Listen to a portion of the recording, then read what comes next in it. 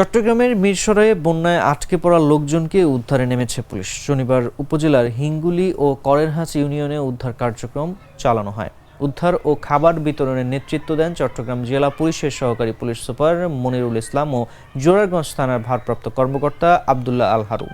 এ সময় পুলিশ সদস্যরা বিভিন্ন বাড়িতে আটকে পড়া লোকজনকে নিরাপদ স্থানে পৌঁছে দেন।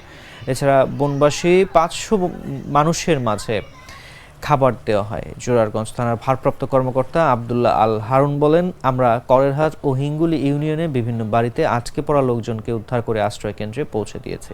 এছাড়া 500 বনবাসী মানুষের মাঝে খাবার দেওয়া হয়। রোববার আরও 1000 মানুষকে খাবার দেওয়া হবে।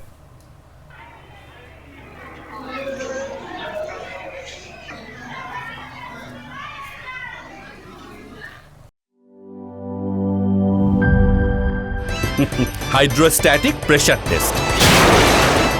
আরে পাইপ তো ফ্যান্টাস্টিক। Impact test. দেখেন কত চাপ নেয়, প্রেসার যতই হোক এই পাইপ ভাঙবে না। মাটির 1250 ফুট পর্যন্ত গভীর চাপ নিতে পারে আরএফএল ইউপিভিসি গ্লাস পাইপ। পাইপের বস না কিনলে লস।